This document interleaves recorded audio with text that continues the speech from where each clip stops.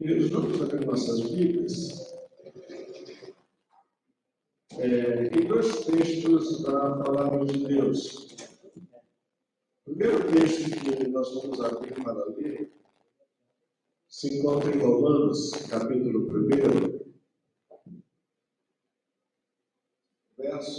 os versos 16 e 17. E o segundo texto é em Romanos, capítulo 5, o verso 1. O primeiro texto é Romanos, capítulo 1, versos 16 e 17. Diz o seguinte, a palavra do Senhor. Pois não me envergonho do Evangelho, porque é o poder de Deus para a salvação de todo aquele que crê, primeiro do judeu e também do grego, visto que a justiça de Deus se revela no Evangelho de fé em fé, como está escrito, o justo viverá por fé. O segundo texto é Romanos, capítulo 5, verso 1, que diz o seguinte: justificado, pois, mediante a fé, temos paz com Deus, por meio de nosso Senhor Jesus Cristo. Vamos mais uma vez curvar nossas cabeças, vamos orar. Obrigado, Pai, porque neste dia podemos comemorar o dia da Reforma Protestante, o dia em que o Senhor levantou o homem, Pai, que compreendeu a salvação pela fé, pela graça em Cristo Jesus, que compreendeu como ser justificado pela fé em Cristo, e a vida dele mudou a história, a vida dele mudou a nossa história. Obrigado pela vida de Lutero e de tantos outros que se levantaram para resgatar o Evangelho que estava perdido. Louvamos o teu nome por isso. Nós queremos suplicar, Pai, que tu possas falar conosco por meio da tua palavra. Que a tua palavra seja poderosa para tocar nossas vidas, para nos atrair a ti, para que pelo teu Espírito a gente possa compreender a tua verdade. Pedimos isto, Pai, orando, em nome do Senhor Jesus. Amém. No dia 31 de outubro, a gente comemora o dia da Reforma Protestante. Martim Lutero, monge agostiniano e professor de teologia, levantou-se contra diversos dogmas da Igreja Católica Romana, especialmente a doutrina de que o perdão de Deus poderia ser adquirido como pagamento de indulgências. Assim, então, Lutero ele afixou na Catedral da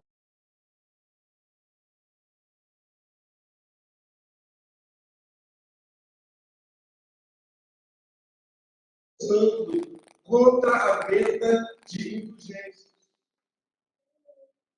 Quando a gente pensa na Reforma Protestante, a Reforma Protestante ela tem três coisas essenciais, três fundamentos. O primeiro fundamento essencial é a centralidade das Escrituras.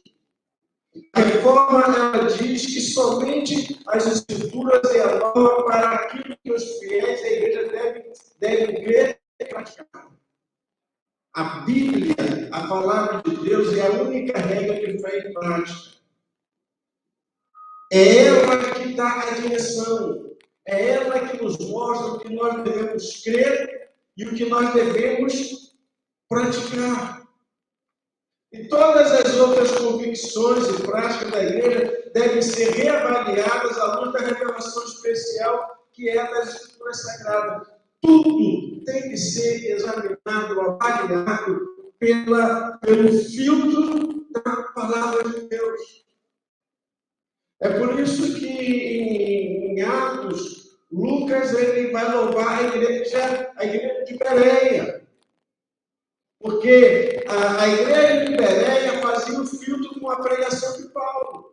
Ela examinava as Escrituras para saber o que Paulo estava dizendo, se o que Paulo estava dizendo estava de acordo com a palavra de Deus.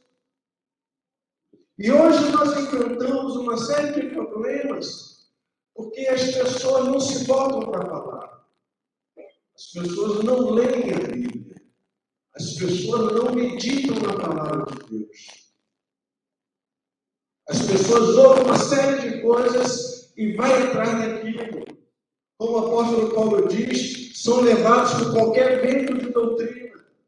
Mas a reforma protestante trouxe isso, é fundamental, a centralidade das escrituras sagradas. Ela é a referência fundamental para nossas vidas. A segunda coisa que a reforma, o segundo fundamento da reforma protestante é o sacerdócio universal de todos os crentes. Todo cristão é ministro de Deus. E cada pessoa é um sacerdote. Os cristãos são sacerdotes uns dos outros, assim, no convívio dos outros crentes. Cada pessoa faz parte da comunhão dos perdoados e dos perdoadores. Todo crente, ordenado ou não, deriva o seu ministério sacerdotal, unicamente do sacerdócio santo e eterno de Jesus Cristo. O sacerdócio universal dos crentes significa que todos nós temos acesso a Deus. Todos nós temos acesso a qualquer momento, a qualquer hora a Deus. Podemos chegar a Deus. O sacerdócio universal diz que ninguém no reino de Deus é melhor do que ninguém. Podemos ter ministérios diferentes. E temos ministérios diferentes. Mas isso não significa que um é melhor do que o outro. E que quando a igreja se reúne com a igreja, todos devem ministrar uns aos outros. Todos devem compartilhar aquilo que tem recebido de Deus para o outro, para que todos sejam edificados. O terceiro fundamento que a reforma protestante resgatou é justamente a justificação pela fé. E é sobre isso que nós queremos compartilhar com a igreja nesta noite, sobre a justificação pela fé. A justificação pela fé somente foi a grande revolução espiritual e teológica de Martinho Lutero. Foi a grande descoberta dele. Martinho Lutero havia tentado de todas as formas encontrar paz com Deus. Desde dormir sobre o chão duro e jejuar até subir as escadas de Roma de joelhos em oração. Monastérios, disciplinas, confissões, vistas, absolvições, boas obras. Só que tudo aquilo que Martinho Lutero fazia pareceu inútil para ele. Ele não conseguia encontrar paz com Deus. Apesar de ser extremamente religioso, apesar de seguir todos os ritos da igreja, apesar de orar, de jejuar, de pagar todo tipo de penitência, tudo que ele fazia não gerava nele paz com Deus. Como ele disse, a paz com Deus lhe escapava. Ele, apesar de ser extremamente religioso, ele era um homem angustiado, com medo de morrer desesperado. O pensamento da justiça de Deus o perseguia. Ele odiava a própria palavra de justiça que ele via acontecer um mandato divino para condená-lo. A questão é, como Martinho Lutero, então, conseguiu ter paz com Deus? Como ele conseguiu ter paz com Deus em que ele não conseguiu através de todas as práticas religiosas que ele colocou em prática na sua vida, que não deu paz? Como ele conseguiu paz com Deus? E ele diz que foi quando ele estava meditando sobre Romanos 1, verso 17, que diz o seguinte: porque nele se descobre a justiça de Deus, de fé em fé, como está escrito, mas o justo viverá pela fé. Ele ali, então, Martim Lutero, então, descobriu que a justiça que Paulo tinha em mente não era uma justiça punitiva, que condenava os pecadores, mas uma justiça que Deus livremente concede aos pecadores com base nos méritos de Cristo, pelo qual os pecadores recebem pela fé. Então, Lutero descobriu que a doutrina da justificação pela graça, somente, através da fé somente, por causa de Cristo somente, era o coração do Evangelho. Ele descobriu que o coração do Evangelho é a justificação pela fé, é a salvação pela fé, é a salvação pela graça em Cristo Jesus. Ele descobriu que essa justificação pela fé, por causa de Cristo somente, era o coração do Evangelho e se tornava para ele uma porta aberta para o céu, para o paraíso, um portão para o paraíso. Então, quando Lutero se deparou com esse texto, quando Lutero leu aquele texto, ele compreendeu que não era o que ele fazia que lhe daria paz, mas ele compreendeu que foi o que Cristo fez por ele na cruz do Calvário que lhe daria paz. E ele então aceitou o que Cristo fez por ele e imediatamente ele encontrou paz. Encontrou paz com Deus. Religião, ritos, normas, nada disso gera paz com Deus. Gera paz com Deus é quando a gente compreende o que Jesus Cristo fez por nós. Ele morreu em nosso lugar, que a justiça dele foi aplicada a nós. E quando a gente entende isso, quando a gente aceita isso, a gente encontra paz com Deus. O que é, então, a justificação pela fé? O breve catecismo ele define a justificação pela fé da seguinte forma: é um ato da livre graça de Deus, no qual ele perdoa todos os nossos pecados.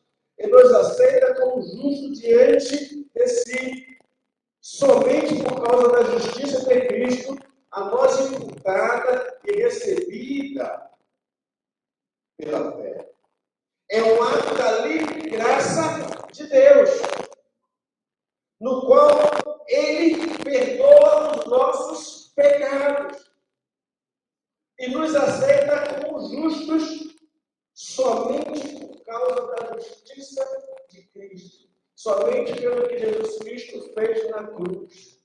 Ele nos aceita pelo que Jesus fez, por Jesus ter morrido em nosso lugar, ter praticado a justiça na cruz do Calvário e em nós imputada pela fé. Antônio Rockman diz o seguinte: a justificação pela fé é o ato gracioso de Deus, pelo qual ele declara justos os pecadores, crentes na base da justiça de Cristo, que lhes é creditada, perdoando seus pecados, adotando-os como filhos e dando-lhe direito à vida eterna. Antônio Rockman diz que é um ato gracioso de Deus. Por que é um ato gracioso de Deus? Porque se ele aplicasse a justiça dele, nós seríamos condenados. Então, um ato de graça, ele resolve, ele declara que aquilo que Jesus Cristo fez na cruz do Calvário cumpriu a justiça dele. E ele aplica aquilo para nós. Ele acredita a nosso favor. E ele, então, perdoa os nossos pecados. Ele cancela os nossos pecados. A Bíblia diz que a Bíblia diz figuradamente que ele lança os nossos pecados para o mais profundo do mar. Ele não só perdoa nossos pecados. Ele nos adota como filhos. E Ele não só nos adota como filhos, Ele nos dá vida eterna para que a gente viva por toda a eternidade com Ele. É graça, é super abundante de graça. Quando nós olhamos a justificação pela fé, então a gente pode rever. Primeira coisa que a gente percebe na justificação pela fé é como podemos entender a doutrina da justificação pela fé. A doutrina da justificação pela fé pressupõe o reconhecimento da realidade da ira de Deus. Temos que tratar com um Deus santo que se ira contra toda forma de pecado. Deus não pode contemplar o mal. Abacuque, capítulo 1, verso 13 diz: Tu és tão puro de olhos que não podes ver o mal, e a opressão não podes contemplar. Porque, pois, toleras os que procedem perfidamente, e te calas quando o perverso devora aquele que é mais justo do que ele.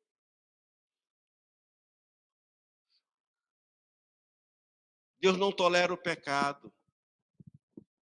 A ira de Deus está sobre todos aqueles que praticam o mal, que praticam a injustiça. A ira de Deus estava sobre todos nós. E a única maneira dela ser desviada era que alguém pagasse pelo nosso pecado e recebesse a ira de Deus sobre ele mesmo. E foi isso que Jesus Cristo fez. João capítulo 3, verso 36 vai dizer: por isso, quem crê no Filho tem a vida eterna. O que todavia se mantém rebelde contra o Filho não verá a vida, mas sobre ele permanece a ira de Deus. A ira de Deus permanece sobre aqueles que não recebem um Filho, sobre aqueles que não conhecem que Jesus Cristo é o Senhor e Salvador, sobre aqueles que não reconhecem que Jesus Cristo morreu no seu lugar para salvar. A justificação pela fé é um ato declarativo ou judicial de Deus. Deus nos declara justo ou nos pronuncia justo, não com base no que somos em nós mesmos, nem com base em nossas boas obras, mas com base na justiça de Cristo. Nós somos justos, nós somos justificados por causa do que Jesus Cristo fez. Quando Deus olha para nós, Ele olha o que Cristo fez por nós, Ele olha Cristo. E então, a ira dele é desviada de nós. Apóstolo Paulo, ele vai afirmar em Romanos 8, verso 1, agora, pois, já nenhuma condenação há para os que estão em Cristo Jesus. Para aqueles que estão em Cristo, para aqueles que foram salvos, para aqueles que foram lavados e remidos no sangue do Cordeiro, não há mais nenhuma condenação. O apóstolo Paulo vai dizer, ele vos transportou das trevas do império das trevas para o reino do Filho do seu amor. Toda a maldição que estava sobre nós foi lançada sobre o seu Filho. E é isso que Isaías vai dizer, e pelas suas pisaduras nós fomos sarados. Ele foi afligido, foi maltratado, ele morreu em nosso lugar. O castigo que nos traz a paz estava sobre ele. Ele sofreu, ele morreu em nosso lugar, cumprindo a justiça divina, e essa justiça, então, é aplicada em nós. Então, Deus declara que nós somos justos pelo que Jesus Cristo fez na cruz do Calvário. Qual é a base da justificação?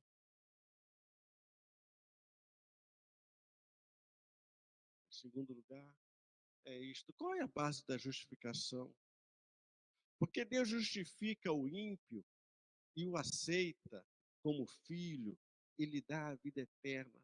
Porque Deus nos aceita como filhos. Porque nós, perversos, maldosos, que praticávamos o mal, que não queria nada com ele, porque Deus justifica o ímpio, o pecador, e o aceita como filho, e não só o aceita como filho, mas lhe dá vida eterna, porque Deus faz isso. A base da justificação só se pode achar na justiça perfeita de Jesus Cristo, justiça imputada aos pecadores, por causa da justificação. Isaías 53, verso 5 diz: mas ele foi transpassado pelas nossas transgressões, e moído pelas nossas iniquidades. O castigo que nos traz a paz estava sobre ele, e pelas suas pisaduras fomos sarados. Queridos, olha, perceba, ele vai dizer, mas ele foi transpassado pelas nossas transgressões, e moído pelas nossas iniquidades.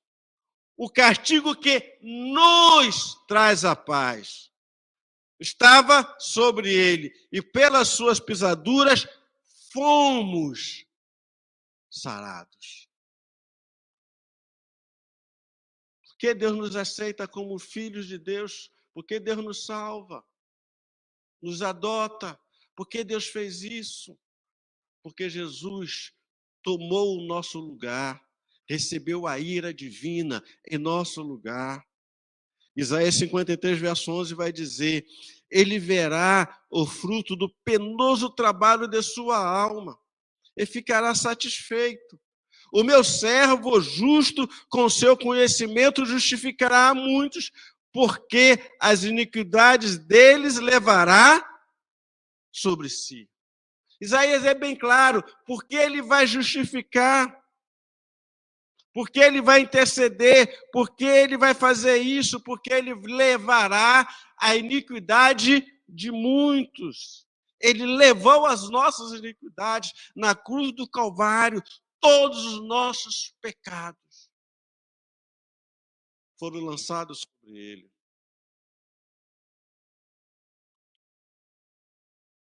E quando nossos pecados foram lançados sobre ele, ele bradou para Deus: Deus meu, por que me desamparastes? Porque Deus não pode contemplar pecado nem no seu próprio filho. E ali Deus o abandonou, quando todos os nossos pecados foram lançados sobre ele. 2 Coríntios 5, verso 21 vai dizer: aquele que não conheceu o pecado, ele o fez pecado por nós, para que nele fôssemos feitos justiça de Deus. Romanos 5, 18 vai dizer: pois assim como por uma só ofensa veio o juízo sobre todos os homens, para a condenação, isto lá em Adão, assim também por um ato de justiça praticado pelo Senhor Jesus na cruz do Calvário, veio a graça sobre todos os homens para a justificação que dá vida. Porque Deus nos aceita como filhos, nos adota como filhos, porque Deus nos dá a vida eterna, porque Jesus morreu no nosso lugar, levou a nossa culpa, assumiu a nossa culpa, pagou o preço do nosso pecado e ali ele nos justificou. Terceira coisa que a gente entende da justificação pela fé é como podemos nos apropriar deste ato de Deus para conosco. Como a gente se apropria por isso que Deus fez na cruz por nós. Como a gente pode se apropriar desse ato? A fé é um instrumento pelo qual nos apropriamos de Cristo e sua justiça. Deus justifica o pecador quando ele aceita a justiça proporcionada por Deus em Cristo pela fé. Gálatas capítulo 2, verso 16 vai dizer: sabendo contudo que o homem não é justificado por obras da lei, e sim mediante a fé em Cristo Jesus. Também temos crido em Cristo Jesus, para que fôssemos justificados pela fé em Cristo, e não por obras da lei, pois por obras da lei ninguém será justificado. Como podemos aceitar isso? Nós aceitamos isso pela fé. Quando nós olhamos aquilo que ele fez por nós, quando nós entendemos o porquê Jesus morreu na cruz por nós, quando nós entendemos o que ele fez por nós, quando nós entendemos isso, nós pela fé nós aceitamos isso. E falamos: Deus, eu creio que o Senhor enviou Jesus para morrer na cruz pelos meus pecados. Deus, eu creio que eu posso encontrar paz, posso encontrar salvação, posso encontrar filiação divina em Cristo Jesus. Então, pela fé, eu aceito o que o Senhor fez por mim na cruz do Calvário. Pela fé, eu aceito o que Jesus fez por mim na cruz do Calvário. Quais são os benefícios da justificação pela fé para nós? Quais são os benefícios que a gente consegue por causa da justificação pela fé? O primeiro benefício que a gente consegue é o perdão dos pecados. Em Jesus ter nos justificado, ter morrido por nós, ter se tornado a nossa justiça na cruz do Calvário, a primeira coisa que a gente recebe é perdão dos pecados. Todos os nossos pecados são perdoados. Todos os nossos pecados foram perdoados, não importa o tamanho, não importa o grau, não importa qual seja o pecado. Há perdão. O apóstolo Paulo diz que Jesus Cristo veio salvar os pecadores, ele diz: dos quais eu sou o principal. Paulo era um monstro, um assassino, um terrorista, mas ele foi perdoado. Ele recebeu a graça do perdão. Então não importa o que eu e você possamos ter feito, a gente se voltar para Deus e aceitar o que Ele propôs e propõe na cruz do Calvário, nós encontraremos perdão. O sangue de Jesus nos purifica de todo pecado. Segunda coisa segundo benefício da justificação pela fé é a aceitação diante de Deus. Segunda coisa que acontece então é que nós somos aceitos. Mas todos aqueles quanto receberam, Deus lhe deu o poder de se tornarem filhos de Deus. A justificação pela fé, a morte de Jesus na cruz do Calvário, nos tornou aceitos por Deus. Deus nos aceita, nos adota como filho.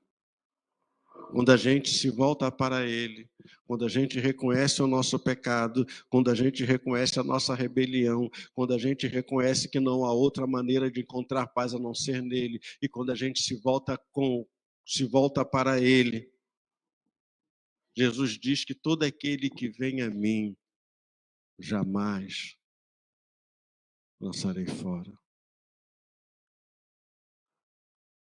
O Deus Todo-Poderoso, Senhor da Glória, te aceita como filho. Ele te aceita. Não importa o que eu e você possamos ter feito, Ele nos aceita. Ele nos adota.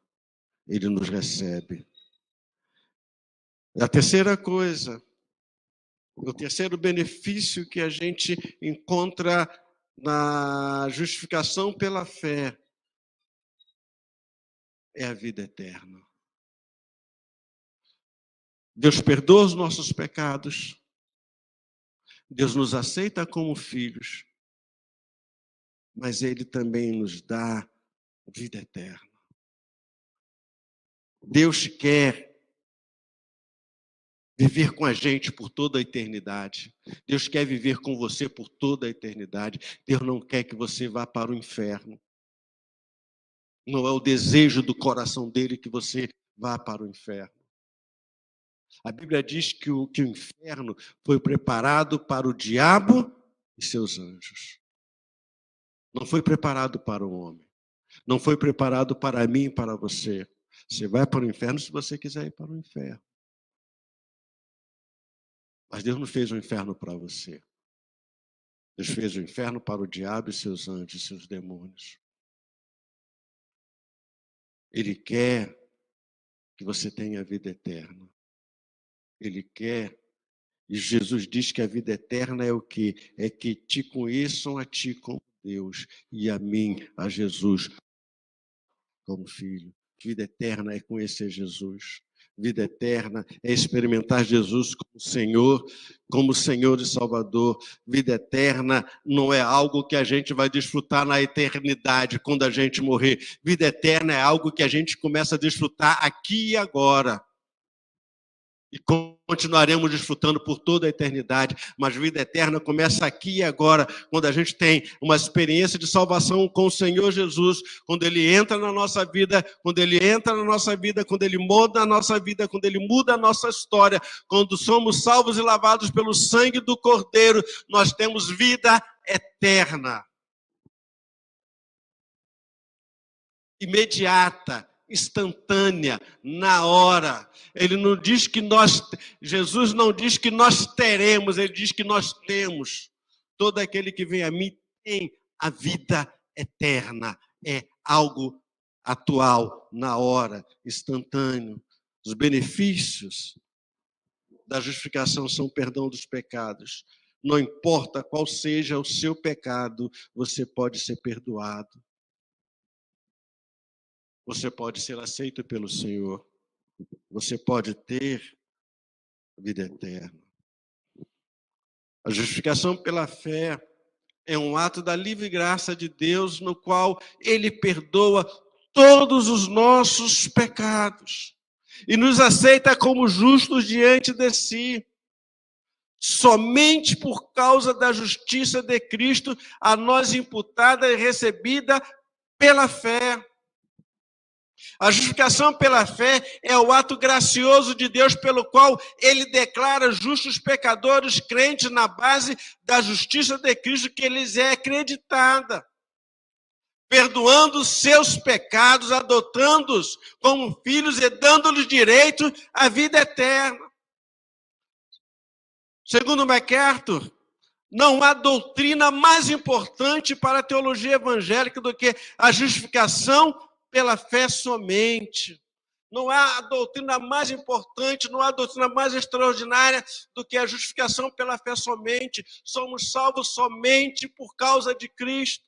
Não somos salvos por causa de obras, não somos salvos pelo que nós fazemos, nós somos salvos por causa de Jesus unicamente, porque Ele morreu na cruz em nosso lugar, levou nossos pecados e trouxe perdão para nós. Lutero afirmou: eu compreendi que a justiça de Deus é a justiça pelo qual, por meio da graça, é pura misericórdia. Ele nos justifica pela fé. E ele diz: imediatamente entendi haver entrado pelas portas do paraíso. Quando ele compreendeu, quando ele entendeu o que Jesus fez por ele imediatamente encontrou paz com Deus. Ele não precisou subir escadarias, ele não precisou fazer jejuns, ele não precisou se martirizar, ele não precisou fazer mais nada, ele simplesmente aceitou o que Jesus Cristo fez por ele na cruz e ele imediatamente encontrou paz. E ele diz: entendi haver entrado pelas portas do paraíso. Como o apóstolo Paulo disse em Romanos 5:1, justificado, pois, pela fé, temos paz com Deus por meio de nosso Senhor Jesus Cristo. Justificado, pois, pela fé, temos paz com Deus por meio de nosso Senhor e Salvador Jesus Cristo. A única maneira de encontrarmos paz é em Cristo. A única maneira de aplacarmos a nossa consciência é quando a gente aceita o que Jesus Cristo fez na cruz por nós. A única maneira da gente encontrar alívio e perdão para os nossos pecados. A única maneira da gente não encontrar mais condenação, de não sermos mais condenados, é quando a gente entende o que Jesus Cristo fez na cruz por nós, que Ele levou, que Ele tomou sobre si os nossos pecados, que ali na cruz, pelas suas pisaduras, nós fomos sarados. Quando a gente entende que o castigo que nos traz a paz estava sobre Ele, e pelas suas pisaduras, nós fomos sarados. Ele trouxe paz, Ele trouxe cura, Ele trouxe libertação. Temos paz com Deus. Lutero encontrou essa paz com Deus. Paulo encontrou esta paz com Deus.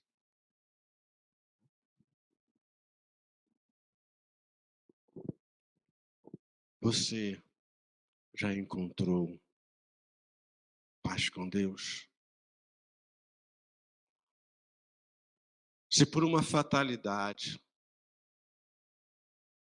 você morreu hoje, você tem certeza que você está em paz com Deus e que vai se encontrar com Ele e vai viver com Ele por toda a eternidade? Lutero vivia apavorado na perspectiva de morrer sem ter paz com Deus. Vivia apavorado, por isso ele fazia tudo quanto era tipo de penitência para encontrar paz, para ter certeza de que ele estaria com Deus quando morresse. E ele descobriu isso quando ele descobriu e entendeu o que Jesus fez por ele na cruz do Calvário. Justificado, pois, mediante a fé, temos paz com Deus.